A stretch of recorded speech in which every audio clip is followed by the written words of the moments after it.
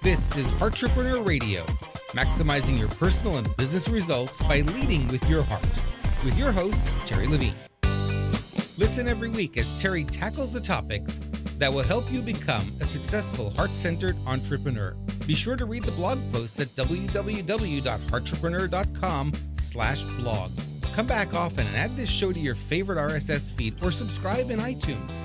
You can also follow Terri on Twitter at MentorTerri and on Facebook.com/Heartrepreneur Terri Levine. And now here's Terri. Good morning and welcome to Heartrepreneur Radio and TV show with Terri Levine. I'm your co-host, Val McGallant, and I'm excited to be here today. You can connect with Terri, me, and other like-minded heart-based business owners in the Heartrepreneurs with Terri Levine Facebook group, so go check it out. And if you like this show, please hit that subscribe button, like our show, and we always love those 5-star reviews. Today's quote: "To handle yourself, use your head. To handle others, use your heart." Eleanor Roosevelt. Today's show topic: be their dream job, development tactics to build happier teams. Our special guest this week is Ben Preston. Benjamin Preston is an award-winning business consultant and career strategist. Benjamin consults with businesses to support initiatives in marketing, business strategy, operations, employee development, and human resources. He also offers one-on-one coaching for young professionals to uncover their unique strengths and passions for an exciting career. He is the author of Harness Your Butterflies, The Young Professional's Metamorphosis to an Exciting Career, and has been featured on Ditch the Job, The Offer, Human Capital Innovations, and Certifiably Unemployable for his strategic career advice. Welcome to the show, Ben. Thank you for having me. I'm excited to be here. I'm excited to have you too. And I love the idea of choosing to be their ideal job. I know that, I worked in the energy industry for quite some time, and there's a lot of young professionals that bounce around a lot during their careers. And given I'm not in that age group, it's kind of like, what are you doing? Yeah. The world is different. And I get that. So I kind of want to hear your take on what's going on for these young professionals, because you seem to have your thumb on it. Yeah. And I always think it's interesting too, because I feel like I've been on both sides of obviously being a young professional and then having managed young professionals. And like the mindset that you have when you're a young professional is like, I need to figure it out. I need to be, I need to like find where I belong type of attitude. Mm-hmm. But then when you're managing people, at least in my experience, it was more like, okay, I'm going to help you develop, but you have to give me something. And oftentimes young professionals are like, I don't know what I want. So it's like it's kind of a weird dynamic, because on one side you're being like, I need to stretch my limits and find what I want to do. And then on the other side, you're like, I want to be a champion for you, but you have to give me something. So this, I think, is going to be an interesting topic to kind of bridge the gap for that, because I feel like when we're talking through professional development, a lot of times organizations look at it like, if you're a manager, you're looking at it from the standpoint of what training can I offer you? What exposure can I give you to, let's say, another department? It's kind of like you come up with career mapping, you have your performance reviews, like that's kind of the formal setting, but then you forget that's kind of the logical way to approach it, but then you forget that there's an emotional tie to people's jobs as well. And so I think as a manager, as a leader, you have to kind of be able to tap into the empathy. And I think the quote that you had at the beginning about leading with your heart was spot on, because you always have to approach it with empathy and view, their career journey as an emotional journey as well. And you have to kind of be able to manage that as well. So I'm excited for this topic. I think those are some really fair assessments. I know that my sense is that leading these young professionals is kind of like the next step in parenting. And I don't mean that in a disrespectful way. I mean it in a, your parent loves you, wants your best for you, wants to see you grow, wants to see you thrive, right? And if we as leaders take on that same perspective of wanting to see these young people thrive, then we are going to bring our heart into it, because as a parent, you can't leave your heart out of it. So to me, I'm kind of seeing a little bit of a parallel there, that these leaders are in essence the next step of parenting for these young professionals.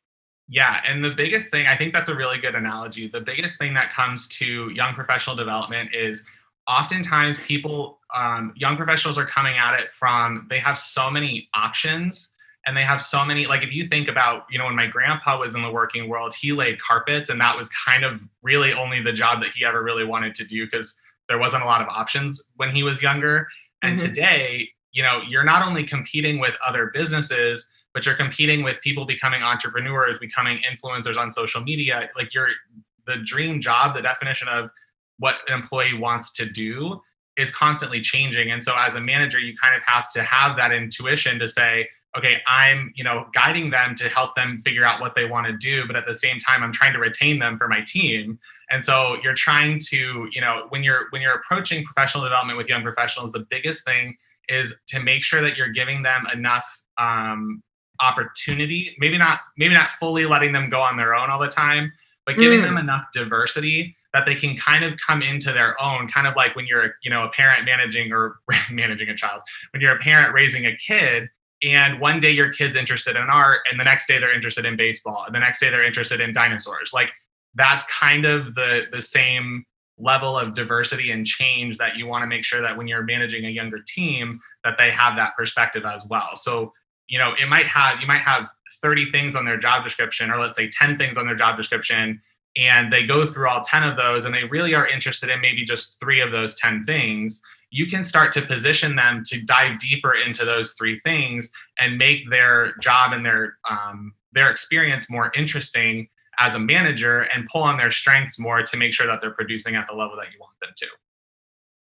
Okay, I like that. Well, and your comment about managing your kids, there's a lot of truth to that. Yeah. And it's interesting too, because I know that, so I have a 19-year-old, so, I've got one of these young adults going out into the world. And at this point in my parenting, given that I've kind of drawn the parallel between managing, being a manager and being a parent, is that there's a level of coaching that needs to come in at this point, because I can't tell my son what to do anymore. And you can't tell these young professionals what to do. They're going to look at you and go, you're not my dad. and so there is a coaching level to that as well. What kind of things as an entrepreneur, so say I'm looking at bringing on one of these young professionals to support me with the growth of my business, what are some of the really important things for me to be looking at? Because I think there'd be a level of coaching that I would need to do. Yeah. Obviously, if you are hiring them for a specific role, you want to make sure they have some technical ability to execute the job. So if you're hiring them, let's say for marketing, you want to make sure that they're not like an HR major or something. You kind of want to make sure that they're fitting the functional thing. But then beyond that, when you're looking at a professional, I would usually say, and this is when I work on the other side with young professionals, giving them career coaching advice, usually where I start is, what are your strengths? And like, that's kind of the basis for a lot of the conversation. So when I'm working with people with organizations that are looking to either restructure their team or figure out how to do their growth plans, it's always, what are the technical things that you need, but then what are the strengths that you're going to need to get you there? So whether it's, if you're hiring a team and you're looking for someone with a lot of strategy strengths, that might be something that a young professional might not be seasoned in strategy. Like they might not have years and years of strategy planning, but if they're a strategic thinker, then you can utilize and you can leverage that. And then they're going to be able to get fulfillment out of the role as well. If you're hiring based on what they're good at or what they like to do, that's kind of it. I don't know if that makes sense. So just as a practical example, if we were on a team together and let's say you were managing me, and one of the first things we did was review Clifton Strengths Finders, if we did kind of a formal assessment that way, and you found that, I'm a very strategic person. I like working with others. I like being able to have conversations. I like having, positivity is one of my strengths as well. If those were things that you were seeing on my report, on my, strengths assessment, you could look at that and say, okay, Ben, right now you're only working on silo projects by yourself, not with other people, on an executing basis only, which is really, really common for young professionals. They are very pigeonholed into their specific role, and they aren't given much leverage to work across the organization. If your person's strength is working with others or winning others over, that's going to be a huge red flag for that person in that role, because they're going to say, I don't get to work with others. I feel confined. I feel like I don't get to do what I want to do. And they're going to leave. And so by knowing what their strengths are and knowing what they're good at, you can actually say, okay, I'm going to start gearing your workflow and your workload toward what you're good at. And then they're going to get more excitement and fulfillment out of that, because people like doing what they're good at, versus if you give them stuff that, is adverse to their strengths, it's not going to be super helpful. Okay, that makes a lot of sense. What I'm hearing from the other side of it is being really clear on the roles that you'd like to bring someone in on, and making sure you're finding the right person for that as well. So if the role that you have requires these strengths, finding somebody who has those strengths rather than trying to fit the first person that shows up in there. Yeah. And I think there's a lot of people who look at people's credentials and they say, I'm going to hire that person because they meet all of my credentials. They have an MBA, they have, this required, and that's not necessary. It's always good to find the perfect fit, but at the same time, that personality or that growth for that person might not be they might not be at your company long term, because if they already check all the boxes right now, what's your growth plan for them? So I feel like being able to find the right person that fits what your criteria is, and then looking at it from, how is this person going to be incorporated into my organization, and what's the growth plan once I get them in there? That's kind of when you start thinking about keeping people long term. I think a lot of times organizations will hire someone in and they just expect them to never grow and they just kind of keep them in that box, and they say, this is what you're going to do forevermore until I give you a promotion. And that mindset isn't super helpful when it comes to developing an employee, or actually having a conscious effort to make sure that they are enjoying their role. That makes a lot of sense, because the world and the people in it are different as well. I mean, my parents, it was you found a job and you stayed there forever. That's the way it was, and it is definitely not that way now. What I want to do now is I want to take a little bit of a pivot, because I want to talk a bit about your book, and I want to start with the title of your book. What is the title of your book? Yes. So it's called Harness Your Butterflies, The Young Professional's Metamorphosis to an Exciting Career.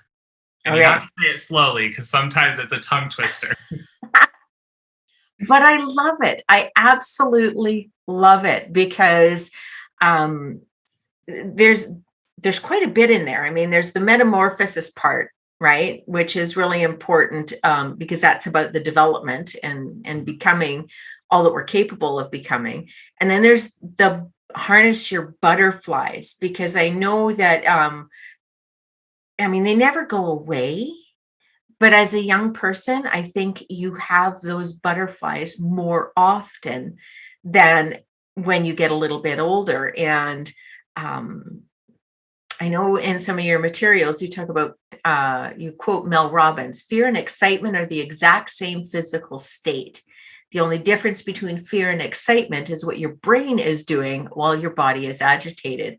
And I love that, because fear and excitement, really, it's just where your eyes looking. Yeah.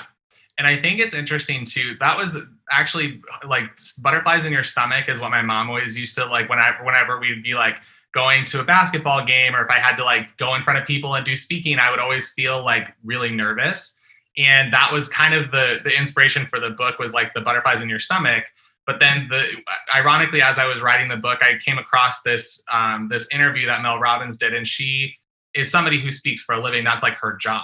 And she's like, I always get nervous before I go on stage. And she goes, but the only difference is what you said, where if you say that you're excited, then your dynamic and your way of approaching the situation completely changes. So as a young professional or as somebody coming into the workforce, like we mentioned earlier, like you don't have the tools or the skill sets to know how to navigate your career yet. And that makes it difficult to manage, a young professional in that situation.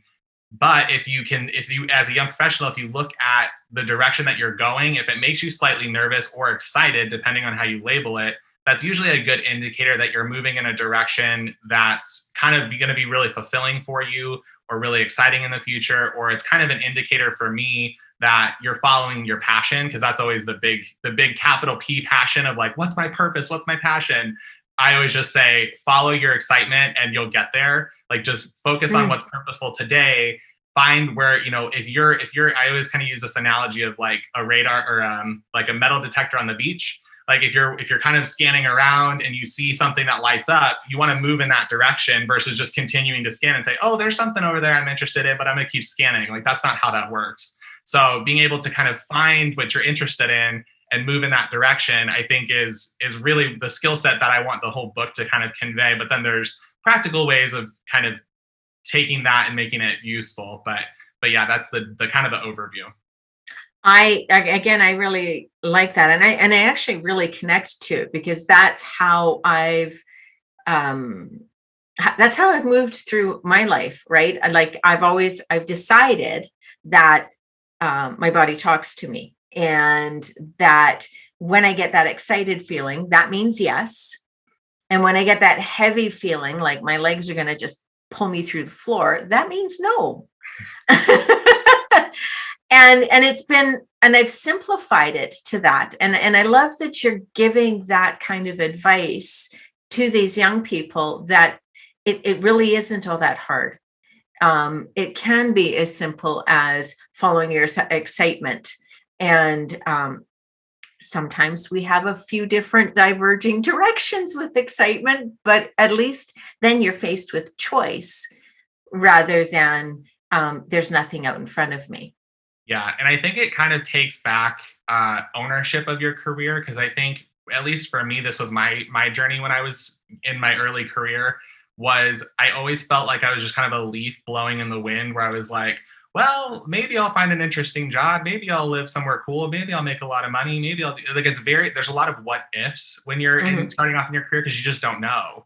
And I feel like being able to kind of bring it back down and say, okay, it's okay if you're not where you want to be right now, but you can take those steps today. And I feel like it helps kind of bring ownership of your career and control over your career in a somewhat confusing or unusual time for people when they don't have the skill sets and they're fresh out of school and they're just like, what do I do? Like there's a lot of big questions that come up because you're viewing, where you are in your early 20s to 60s, when you're 60 or you're 70, and you're saying, what am I going to do for the rest of my career? And it's like, that's not how that's done. Like you need to bring it back down and figure out what's your next step right now. I like that. Because the reality is it doesn't matter where you are in life, you're still facing that same question. Yeah. So and that's the thing for me. Like it's no matter where you are, you're always going to be expanding and growing into the next thing. So even if you have your dream job right now, it's going to be evolving. So like for me, I actually got hired into a company where I was like, this is my dream job. It had social impact. I was leading a marketing team. I was doing all this really cool stuff.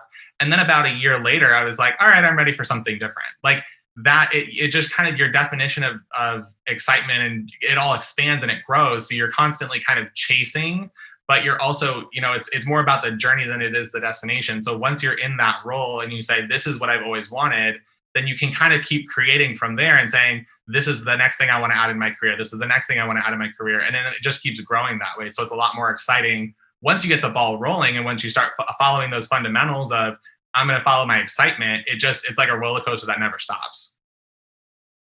Hey there, it's Terri Levine. I just wanted to pop in for just a moment as you're listening here to Heartrepreneur Radio and watching Heartrepreneur TV. We have so many new and exciting things going on. So you can watch a free masterclass. Highly recommend to get a conveyor belt of qualified prospects. That's at TL, like Terri Levine, tlwebinar.com. Head over there, enjoy it, keep listening and sharing the show.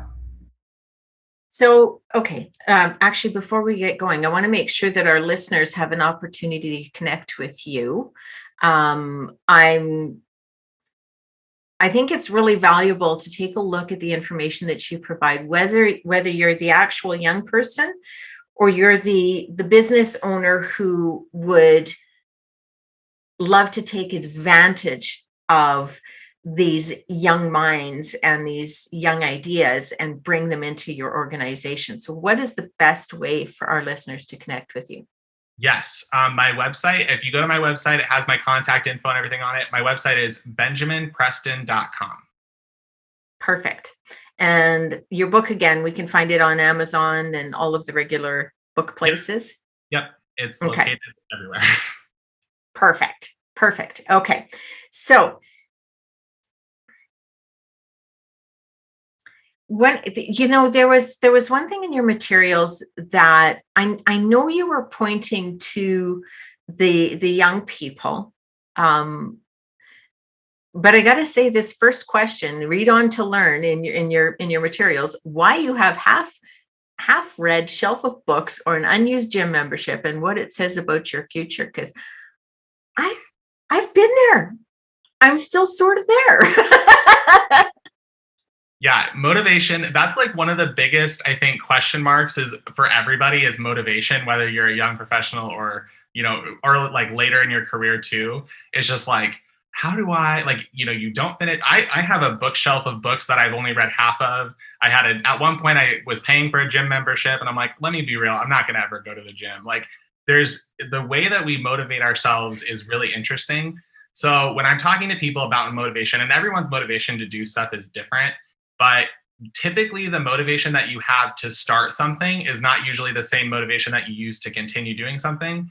So when you are motivated to do something, okay, so let me back up real quick. So I view motivation in two different ways. First is motivation. The definition of motivation to me is stuff that you need to do versus inspiration, which is stuff that you want to do. So that's kind of when I'm looking at motivation, I view it in two different ways of things that are inspired versus things that I need to do. So when you start doing something, or when you let's say you find a book and you read the cover of it and you're like, oh my gosh, this is going to totally change my life. This is going to be totally great. I'm going to use this. That's inspired because you're wanting to you're wanting to change or you're wanting to find something out.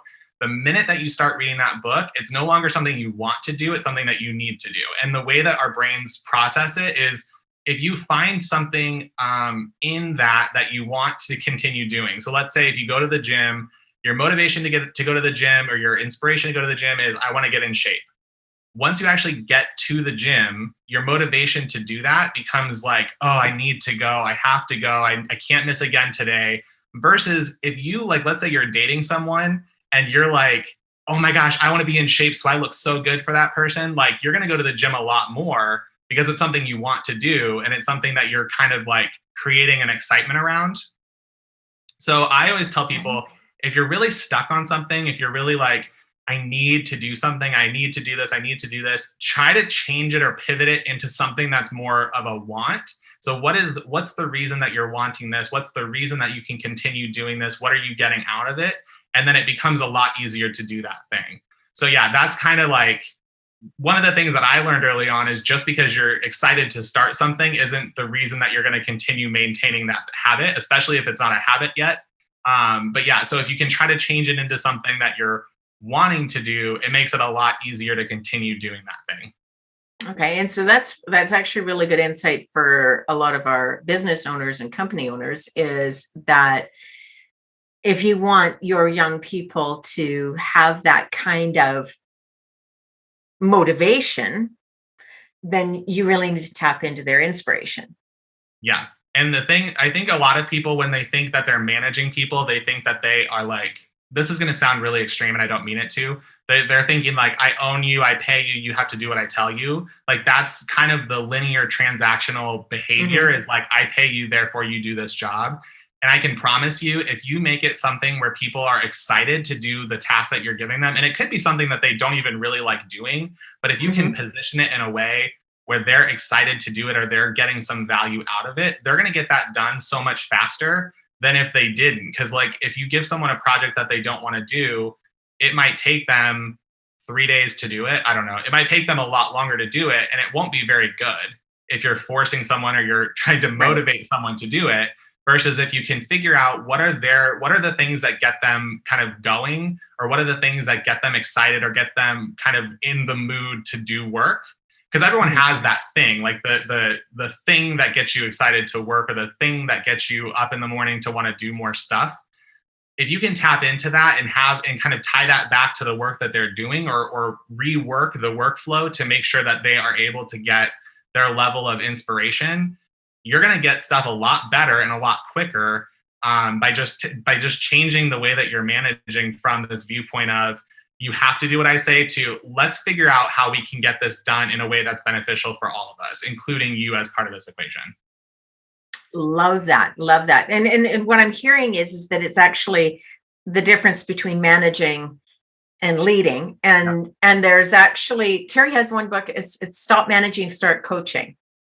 Right. And it's that same mindset of you don't have to drag them to the finish line. You don't want to drag them to the finish line, because I mean, honestly, that's like, it's like yanking on a leash of a dog, and eventually their head's going to pull out. I know it's really a silly analogy, but they're just not going to stay with you. They're not going to be happy. They're not going to grow. You're not really have any kind of benefit to them or your company if you're busy managing them and dragging them to what your finish line is. Yeah. And I think there's a lot, and this is maybe like my own bias just as like a younger person. I feel like young people are always really ambitious. Like when I meet a young professional who's new into the workforce, they want to make an impact. They want to make a change. They have like all these really great ideas. Maybe not all of them are great, but they're constantly kind of coming up with new ideas. And, even if the ideas aren't good, that's the level that I feel like people want to be leading their teams at, is how can I get you fired up about something as basic as like a project management system, or something that if you look at it objectively, you're like, ooh, this is kind of boring. But then you can turn it into something where it's like exciting for people to work on, and that they actually get to have more of an impact, or they get to create more of, I don't know if I'm saying this right, but they get to create more of an impact in your organization than you had originally thought, because you're giving them the opportunity to be creative and come up with all these really good ideas. And I think that's really important for anyone, is being able to for it to be okay to have a bad idea, because that leads to the good ideas. I used to work in a creative agency, and we always did like these brainstorms. And the thing was, in order to come up with a really creative idea, you can throw up kind of like ideas that make sense, but the really creative ideas always come after the one person who makes the super dumb comment that everyone laughs at. And all the creative ideas come after that. Because it's like, once you break that ceiling of like, what's our constraint? Once you break that and you think in a creative way, all of a sudden the floodgates open and people are thinking in a lot more creative way.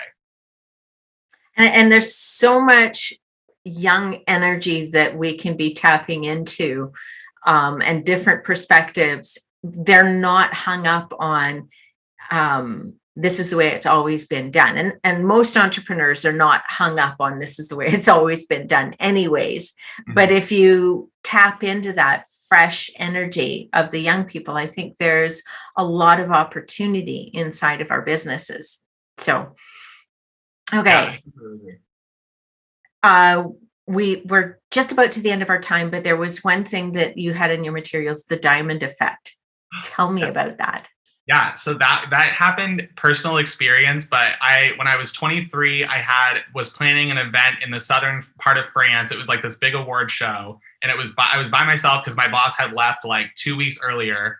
I was doing all this really like intense work. I had like a multi-million-dollar budget, and I was 23 just like doing this by myself. I'm like, what in the world am I doing? Fully not ready for that.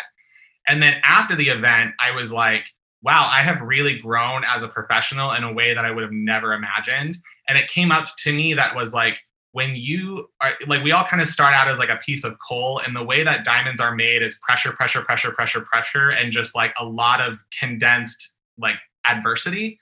And to me, I view it as you can either crumble or you can come out as a diamond on the other side. So when you're thinking about kind of the way that our professional journeys go, the things that set you up for success the most are typically those diamond moments when you are just like put under this immense pressure and you come out with this like the strength that you never had before. So yeah, I call it the diamond effect, because to me, that's what it felt like. It felt like I was getting just like I was a piece of coal getting compressed and turned into a diamond. Whether or not my colleagues agreed with me, that's how I viewed it. But yeah, so I feel like everybody has those moments, those like defining moments that kind of create themselves into diamonds. I think that's really important, the distinction that you've put in that, because it's much like the butterfly discussion, right? With butterflies in your stomach or fear. It's the same kind of thing. It's the adversity. It's going to crush me, or it's going to make me into a diamond. We have the choice of which perspective we're going to hang on to. I love that. So I want to make sure, again, that our listeners know exactly where to find you. Can you share your website again, please? Yep. BenjaminPreston.com. Perfect. Thank you, Ben. I am so grateful for our time together. This was absolutely awesome. It kind of connected me to my young heart again. I loved it. I loved it because it's reminding me that even though I'm mature, I still have a lot of those young butterflies, diamond opportunities, and that kind of stuff still available to me now. Totally. So this is fantastic. Yeah, and I want to thank you, our listener, for coming and spending your time with us. I hope you hit that like button and you give us those 5-star reviews. Definitely subscribe. And don't forget to go over to Facebook and look up Heartrepreneurs with Terri Levine, where you can start hanging out with more heart-based business owners just like you. Thanks, and have an absolutely fantastic day. You've been listening to Heartrepreneur Radio, maximizing your personal and business results by leading with your heart, with your host, Terri Levine. This show is produced every week for your enjoyment and education. To make sure you never miss a single show, add us to your favorite RSS feed or subscribe in iTunes. You can also read Terri's latest blog posts at www.heartrepreneur.com/blog, or follow Terri on Twitter at MentorTerri, and on Facebook.com/Heartrepreneur Terri Levine. Your questions and comments are always welcome and appreciated. Send them to Terri on either Facebook or Twitter. Thank you for listening.